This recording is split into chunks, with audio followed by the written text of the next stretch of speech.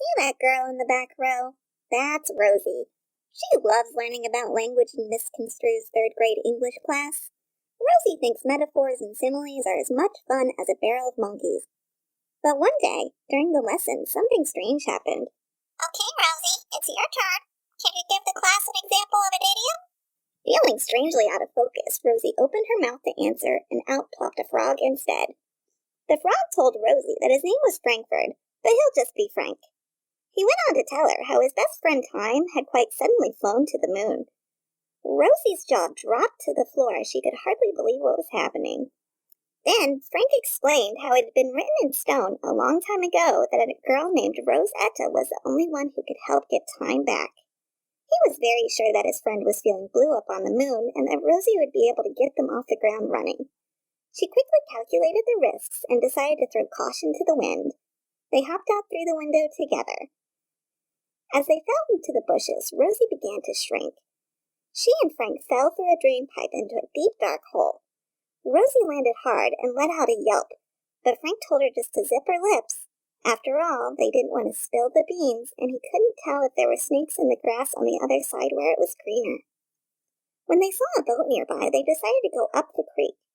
It was hard work, and the waves kept tossing them around. After one big jolt, they found themselves between a rock and a hard place. Now they were in a huge pickle. But luckily, frogs and girls like pickles, so they ate themselves out of trouble in no time.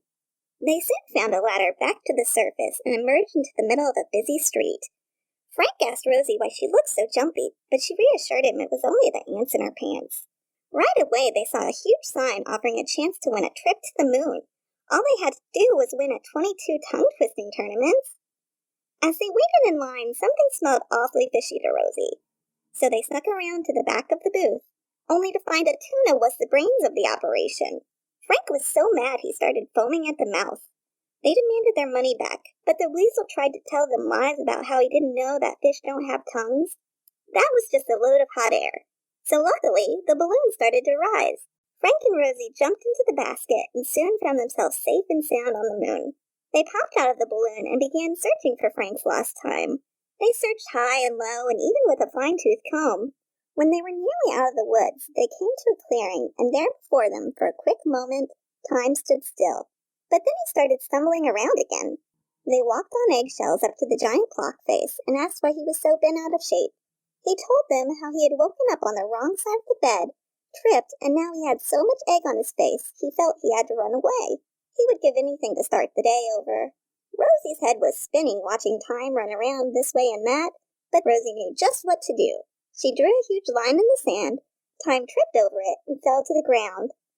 Rosie rushed over and quickly turned back the hands of Time. And just like that, in a blink of an eye, they came back down to earth, right into Miss Construe's classroom, where she was still standing in front of Rosie's desk. Well, Rosie, can you give the class an example of an idiom or not? Rosie looks around for Frank, but he's nowhere to be seen. She took a big gulp and managed to say, "There was a frog in my throat." Great example. Very well done. Miss Construe beams, and she continues on with the lesson.